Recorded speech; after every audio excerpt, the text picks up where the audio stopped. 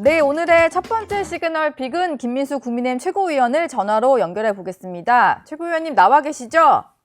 네, 안녕하세요. 앵커님 반갑습니다. 네, 반갑습니다. 당선되시고 첫 연결인데 어제 네네. 있었던 야당 대표와 대통령 그리고 장동혁 대표 간의 이제 만남 얘기부터 좀 해보겠습니다. 네네. 비교적 좀 빨리 만난 것 같기도 하고 정청래 대표와는 또 악수도 나누고 이런 모습을 볼 수 있었는데 어제 뭐 네네. 총평을 해주신다면 좀 어떻게 보셨나요?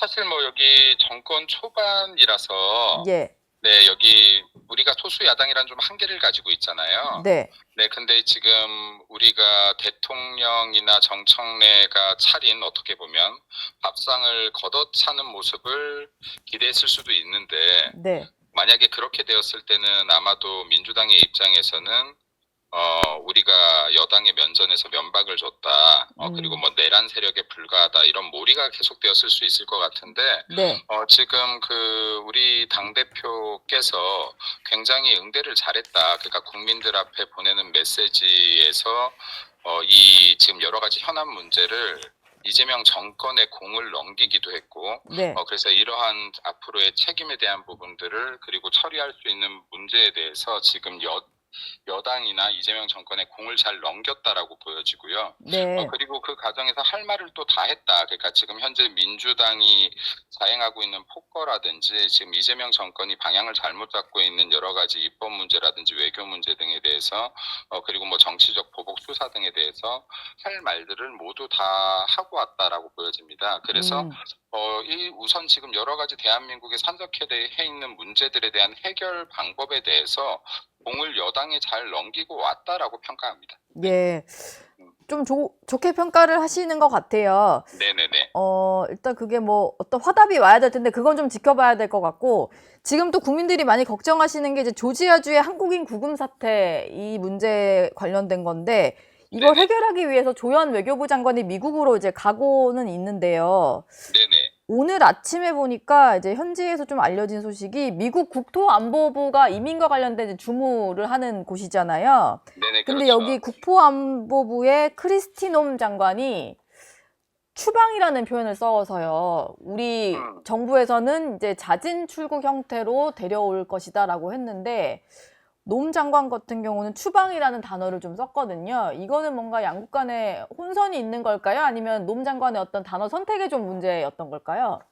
저는 이 부분은 좀 확실하게 확인이 필요하다라고 보는데요. 예, 일단은 지금 추방과 자진 출국과는 굉장히 큰 차이가 있거든요. 네, 그러니까 지금 추방이 될 경우 같은 경우는 지금 우리 국민들 중에서 이스타 비자나 B1 비자를 받고 나가셨던 분들 같은 경우에 미국 이민국에 이게 기록이 남게 되잖아요. 네, 그럼 지금 이게 향후 비자나 영주권, 시민권 등의 치명적인 불이익을 받아요. 네, 네, 그리고 지금 이게 이스타 비자 같은 경우는 사용이 최소 5년에서 영구적으로 차단될 수가 있습니다. 네, 그러니까 지금 거기 한국 우리 국민들 같은 경우에 굉장히 큰 피해가 입을 수가 있다. 네, 그리고 지금 이 부분을 뭐 미국의 법적인 절차에 대해서 해석을 하는 분들이 많은데 네, 실제로 미국 같은 경우에는 이게 이스타 비자나 B1 비자로 원칙적으로는 지금 근로행위가 불가하게 되어 있지만은 네, 미국이 이걸 묵시적으로 많이 허용을 해왔거든요. 왜냐하면 자국의 경제에도 이게 도움이 되는 부분들이 있기 때문에. 네, 그래서 이게 이렇게 원칙적이라면 지금 최우방국인 한국 국민에 대해서 이거를 우리 국가와 사전 조율이나 이 문제인식에 대한 공유를 했을 가능성이 높은데 이런 게 전혀 없이 지금 일단 체포부터 해버렸단 말이에요. 네, 그리고 나서 지금 이게 추방 이야기가 나온다라고 하는 것은 지금 한국과의 이 신뢰관계가 상당히 금이 가 있는 부분들이 있고 지금 미국이 계속해서 이런 외교적인 형태에 대해서 직간접적으로 경고를 보내고 있는 부분들도 분명히 있다라고 봅니다. 그래서 지금 이게 우리 정부 같은 경우에 지금 이 문제에 대해서 이거를 국민들께 약간 가리기를 하기보다는 좀 솔직하게 오픈을 하고 지금 현 상황에 대해서 그래야 또 불필요한 뭐 이런 의혹들이 사라질 테니까요. 예, 좀 확실하게 오픈을 하고 만약에 문제가 있다라고 있다라고 하면 이거를 적극적으로 지금 미국과 외교를 통해서 해결하려고 하는 노력이 필요하다. 그리고 지금 우리 야당 같은 경우에도 마찬가지지만 네. 국민의 보편적인 이익이나 지금 국익에 대해서는 우리가 얼마든지 적극적으로 협조할 용의가 있다라는 것을 수차례 장동혁 대표가 말씀하고 계시거든요. 네. 그러면 지금 이러한 부분들도 우리가 문제를 같이 공유해야 이게 국민들에게 피해가 가지 않는 방향을 같이 노력을 할 텐데 우리는 계속해서 자진 출국이 가능하다라고 하고 미국의 공식 입장은 추방이라고 한다라고 하면 네. 이런 부분에 대해서 움직일 수 있는 틈이 없다라는 말씀을 좀 드리고 싶어요. 그래서 지금 이재명 정권이나 이 여당에게 좀 그 말하고 싶은 부분은 국민들의 눈이나 귀를 가리려고 하지 말고 있는 그대로 좀 오픈하는 것이 굉장히 중요하다. 그리고 미국과의 관계 개선에 좀 적극적이고 전문적인 모습을 보일 필요가 있다라는 말 좀 드리고 싶습니다. 예. 네. 최고위원이 되시고 나서 윤석열 전 대통령 관련된 메시지를 좀 많이 내셔서 이 부분에 대해서도 좀 여쭤보고 싶은데요. 네네네. 지도부 내에서도 약간의 좀 의견이 엇갈리는 것 같아요. 일단 김민수 최고위원께서는 뭐 윤 전 대통령 부부 석방해야 된다 이런 메시지도 내셨고 지속적으로 접견 얘기를 하고 계신데 지금 상태가 좀 궁금한데 접견이 아직도 허가는 안 난 상황인가요? 접견은 지금 1차에서 불허가 났고요. 이게 네. 지금 장소 변경 접견 신청을 했기 때문에 이게 지금 그 구치소 내에서 뭐 의결 절차가 있는 것 같아요. 예. 근데 지금 1차 접견 신청 같은 경우는 불허가 난 상태이고 제가 불허가 난 날 다시 2차로 또 접견 신청을 했는데 그게 지금 이제 또 어제 불허가 나온 상태예요.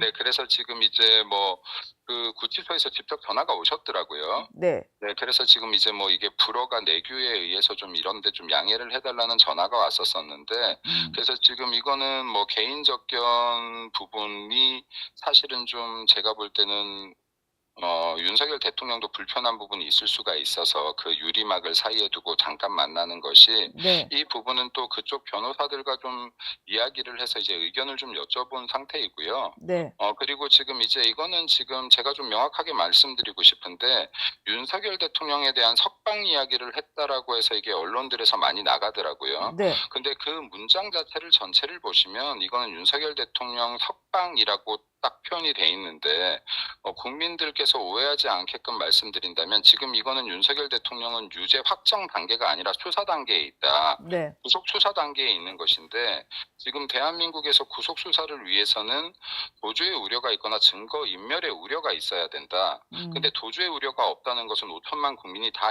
이해하실 것이고 어디로 가겠습니까? 대통령 얼굴 모르는 사람 없는데요. 예. 그리고 지금 증거인멸의 그 우려 같은 경우도 지금 특검 기간이 굉장히 길었는데 그럼 이 긴 기간 동안에 아직까지도 증거 우려의 그 위험이 있다거나 증거가 확보되지 않았다면 이건 특검이 무능한 것이다.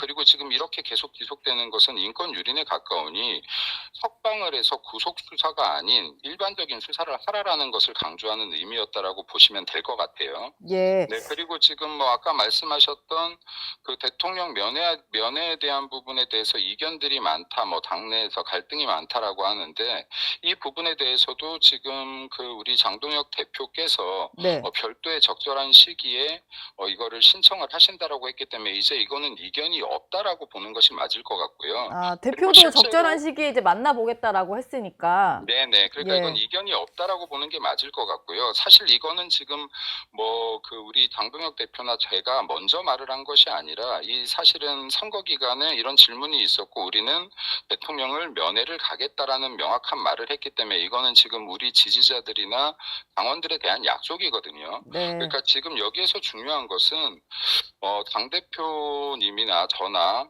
당원들과 했던 약속을 지키겠다라고 하는 공통 분모가 있다라는 걸로 해석을 하는 것이 맞지 않겠는가라고 생각이 되어져요. 네. 근데 굳이 네. 윤석열 전 대통령을 꼭 만나실 이유가 있나요?